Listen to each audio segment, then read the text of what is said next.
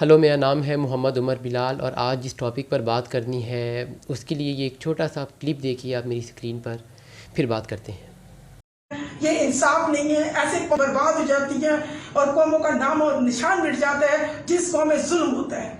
आप मिनोरिटी आपसे छोटी है, मिनोरिटी जो आपके रहमो करम पे है और आप हमारे साथ क्या करते हैं, जुल्म करते हैं। मसीह नसीज ने मेहनत करके ये जगह बनाई, आज दूसरी नसीज आके हमें तंग कर रही है ताकि हम यहाँ से छोड़ दें नौकरियां और अपने घरों में चले। बदमाशी कर रही है हमारे साथ, क्यों मजबूर कर रही है कि हर नर्स अपने घर से निकले और हम एहतजाज करें और दुनिया देखे कि पाकिस्तान में नर्सिस के साथ क्या हो रहा है। खुदारा हाथ जोड़ के मैं इल्तिजा करती हूँ कि ये ब्लास्फेमी के केस को देखिए, ये जो जातियत में लेके आ गए हैं, ये जो जाति पर्सनल एक एक नर्स को हर हॉस्पिटल में ये किया जा रहा है, इस पे कानून को जो है इसको मुमकिन बनाया जाए और ये जुल्म ना किया जाए हमारे साथ। ये जो कानून को ना अपनी जातीय तेल इस्तेमाल करते इस प्लेटफॉर्म को बंद किया जाए, वरना हमारा सब्र का पैमाना लबरेज हो जाएगा।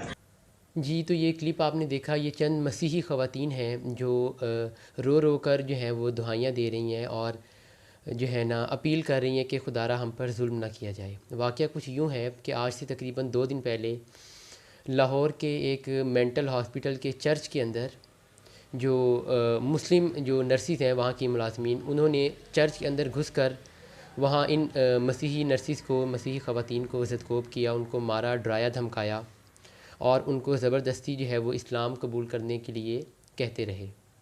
और वहाँ पर उन्होंने नात ख़ानी शुरू कर दी और यूँ समझ लें कि जैसे कोई जो है ना किला फ़तह कर लिया मुसलमानों ने, वहाँ पर अपना झंडा जो है वो गाड़ा और नात ख़ानी और बाकी जो हैं वो अपनी रिलीजियस जो दुआएं वगैरह हैं वो पढ़ना शुरू कर दी हमारी मुस्लिम ख़वातीन ने।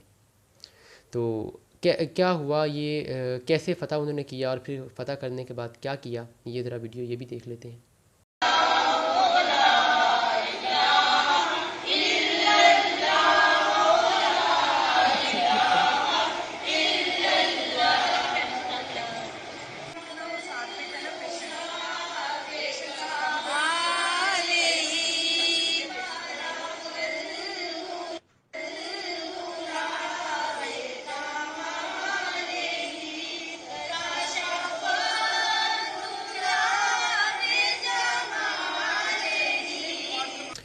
एक लम्हे के लिए सोचिए, अगर यूरोप के किसी मुल्क में या किसी और काफिर मुल्क में मुसलमानों के साथ ये सलूक हो कि उनकी मस्जिद में घुसकर उनको बाहर निकाल दिया जाए या उनको ज़बरदस्ती इस्लाम छोड़कर किसी और मज़हब को जो है ना वो उसकी तलकीन जो है या उसको उसकी प्रैक्टिस करवाई जाए, तो हम पर क्या गुजरेगी। उन पर जो गुजरनी है वो तो ठीक है, हमारे ऊपर क्या गुजरेगी। हमने अब तक जो है वो सड़कों पर होना था और हमने जो है वो नुकसान हमने अपने मुल्क का ही करना था, लेकिन हमने अब तक जो है वो आपे से बाहर होके तो जो है ना सड़कों पे जत्थे बन के जो है ना हमने वो एक दंगे फसाद शुरू कर देने थे।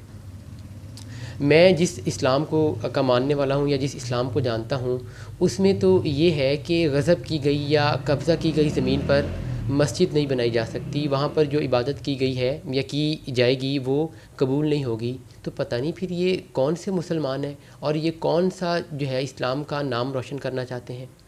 और ये कोई पहला वाक़या नहीं है इस नौइयत का। इससे पहले इस्लामाबाद में जो जब मंदिर की जब वो मंदिर बनाया जाना था तो उसकी जो है लोगों ने जाके ईंटें उखाड़ दी। इसके अलावा खैबर पख्तूनख्वा में एक मंदिर जो है लोगों ने गिरा दिया सिर्फ एक मौलवी साहब की जुमे की तकरीर सुनकर।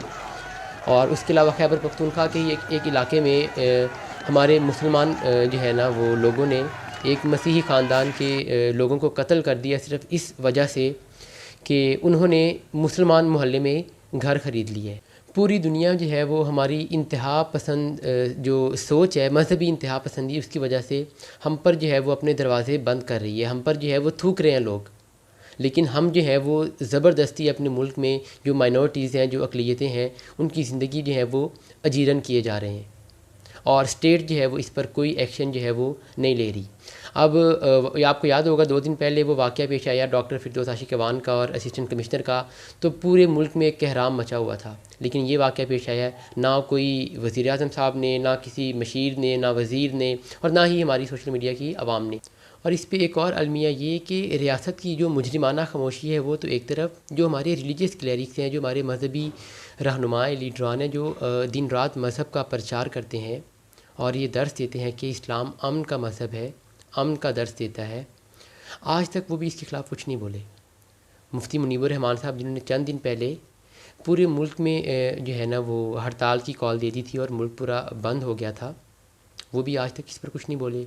मौलाना फजलुर रहमान साहब या और बड़े बड़े जो उलमा इकराम साहब हैं, बहुत काबिल इज़्ज़त और काबिल एहतराम है मेरे लिए, लेकिन वो आज तक कुछ नहीं बोले। शायद अपर लेवल तक हम ये बात जो है ना वो हमने ये बात समझ ली है कि शायद इस मुल्क में सिर्फ़ हमारा हक़ है, सिर्फ़ हम ही इबादत कर सकते हैं, किसी और मज़हब के लोगों को इस मुल्क में इबादत करने का या ज़िंदगी गुजारने का कोई हक़ नहीं है। अगर ग्लोबल इंडेक्स की बात की जाए तो पाकिस्तान उन टॉप 5 कंट्रीज़ में आता है जहाँ पर माइनॉरिटीज़ को राइट्स नहीं दिए जाते, उनको उनकी रिलीजियस जो रिलीजन है उसको प्रैक्टिस आज़ादी से नहीं करने दिया जाता।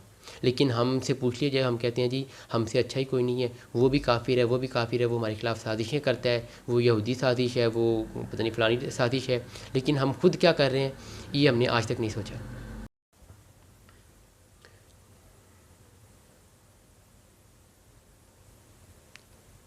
प्राइम मिनिस्टर इमरान खान ने हर आलमी प्लेटफॉर्म पर नबी सल्लल्लाहु अलैहि वसल्लम की इज़्ज़त और नमूस की हिफाजत के लिए जो इक़दामात और आवाज़ उठाई है उसके लिए हम उनको सलाम पेश करते हैं। लेकिन उनको चाहिए, रियासत को चाहिए कि थोड़ा सा ख्याल जो है वो माइनॉरिटीज़ का भी करें। इस मुल्क में जो माइनॉरिटीज़ हैं, वो चाहे हिंदू हैं, सिख हैं, क्रिश्चियन हैं या पारसी लोग हैं या जो भी जितने भी मज़ाहिब मुसलमानों के अलावा यहाँ पर आबाद हैं, उनकी जो रिलीजियस प्रैक्टिस है उनको उसकी आज़ादी देनी चाहिए। उनकी जो है ना ज़िंदगियों की हिफाजत उनकी हमें जो है रियासत को करनी चाहिए। और इस आवाम को जो है ना थोड़ा सा होश के नाखून लेने चाहिए कि आखिर हम ये क्यों समझते हैं कि सिर्फ़ जो हमारा जो रिलीजियस व्यूज़ हैं सिर्फ़ उन्हीं की वैल्यू, सिर्फ़ उन्हीं की इज़्ज़त है, या जो हमारे जो रिलीजियस पर्सनैलिटीज़ हैं सिर्फ़ उन्हीं की नमूस और इज़्ज़त है। जो बाकी मज़ाहिब के लोग हैं उनके भी तो अकायद हैं ना, उनकी भी तो रिलीजियस पर्सनैलिटीज़ हैं, उनकी भी उतनी ही इज़्ज़त है। अगर जो है हम जो है ना मुसलमान हैं, लेकिन इसका हरगिज़ ये मतलब नहीं है कि हम बाकी मज़ाहिब को जो है वो डिग्रेड करना शुरू कर दें जो यहाँ पर आबाद हैं। ये काम हम अपना शायद फ़र्ज़ समझते हैं कि हमें ये हक़ है कि हम जिसकी मर्ज़ी इबादत गाह में घुस जाएंगे और वहाँ पे जाके अपना जो है वो राग अलापना शुरू कर देंगे। वो इस और कोई हमें पूछने वाला नहीं है, ना रियासत और ना ही कोई और।